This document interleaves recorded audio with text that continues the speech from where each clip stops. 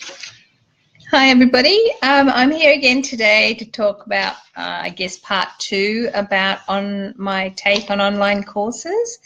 As you all know, or you probably may not know, I am always drafting terms and conditions for, I guess, savvy course creators who are very interested in making sure that their clients are aware of the content, the terms and conditions on how their course will roll out with the participants. So in the last video and this video, I'm just sharing some tips for you if you are considering signing up to an online course. I've done a lot of work with course creators in creating their terms and conditions, but I also understand that there's a lot of business owners in startup out there signing up for courses who could probably do with a little bit of guidance on what to look for. So yesterday I covered a couple of things. The main things that I covered was, stalk the course creator, find out who they are, how much work they've done in the field that they're teaching in, whether they've actually, created the course from a solid platform of knowledge and experience. That's really important. The second thing that I covered yesterday was, in that section, it was also about whether or not you're being sold a course or whether, in fact, there is some value education in the course, because a lot of hype and marketing appears in actually the sale of a course. When it comes up in your news feed, you're getting the sales copy, but what is the substance behind that? So the second thing that I covered was the actual content itself, and in that I asked I raised some issues around, you want to look at the content in the context of your business. Is it really something that you is there a clear and present challenge in your business or your knowledge gap at the moment that this course will cover, or are you just being sucked in by the marketing? So it's very important to look at the content itself to see where it is that it fits in with your business plan, with your business knowledge, with your business development. And if, your time is best spent there, or actually paying someone to do that one thing that you're paying, dollars to learn to do only once in your business. So another thing to consider. Now, that also look at how long the course is going to take, how much time it will actually suck out of your day when you could be doing other things in your business that you're much better at. It sounds like I'm not at all discouraging anyone from taking courses. I'm just concerned that not enough scrutiny goes in to make sure that at startup, when money and time is tight, that you're getting value for money. So today, what I really want to talk to you about is a couple of other things in relation to choosing a course or deciding to sign up to a course. So the first thing that I want to talk about is your personal learning style. So everybody learns in different ways. Some people learn well, watching videos. Other people need personal interaction. Some people need one-on-one guidance and teaching. So a lot of differences and diversity in how people learn. So I would encourage you very much to look at how the course is delivered to see whether it actually supports your learning style. And not everybody will fit into a particular learning style. I've learnt this in my own private practice. I use a lot of questionnaires, and once I came up against a client who really was not comfortable with her learning style, could not cope with questionnaires. She really needed to have a conversation and for me to take notes. And that was a really big learning for me when I sort of realized, okay, just because this is my process does not mean that it's going to be accepted by or be aligned with someone else's ability to take that up. So your learning style is extremely important. A lot of courses online are self-paced. Now, self-paced really sounds lovely, that, you can take your time and do in your own time, etc. But the only problem with that is that self-paced courses still cost money, and if you don't have the discipline or the motivation to finish it, and the course is not structured in a way that it is aligned with your personal learning style, you're wasting your money because you'll never finish the course. And I say that you will never finish the course because that is exactly what happens. There are more, the number of times in Facebook groups that I see people say that, oh my goodness, I have the shiny object syndrome, I've signed up to this course and that course, and I haven't finished anything. So self-paced courses, beware. What you should look for really is whether it is relevant to you and if you have the time and the discipline to actually complete the course. So when you take on a course, and it is not just a financial decision that you're paying money, you need to understand too that it's also a decision in terms of, or a cost in terms of your time and your energy. So it's not a matter of, you know, a great sales page, a fabulous launch, and you've followed that coach forever, and so suddenly, you know, you really need to do this course. You only need to do a course if there is a reason in your business that requires you to fill a knowledge gap or a service gap. And then again, you need to assess that.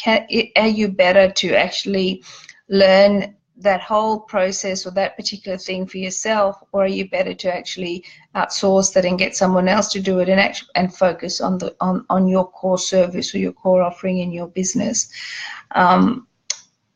It's a conversation, and I'm more than happy to have that conversation with you if any of you are ever wondering or want to have a talk about whether or not particular course may be of value to you in the context of your business development at any given time.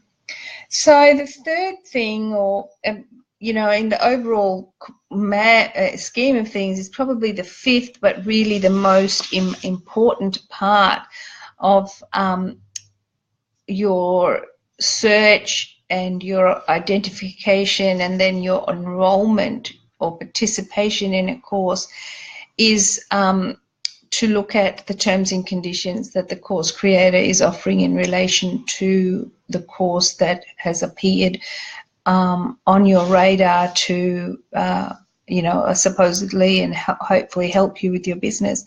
So when you are considering doing a course, your first, apart from, you know, looking at the overall general description, etc., and having looked at what the course creator's position is and her or his depth of knowledge and experience, that your next stop is the terms and conditions that should be made available to you before you are asked to pay money, before you are asked to press the sign now button or the enroll now button. There should be the terms and conditions there for your perusal and for you to sit back and read and understand how the course is rolled out and what is involved for you financially and in terms of what you need to do and what the course creator is willing to do and not willing to do in relation to the course.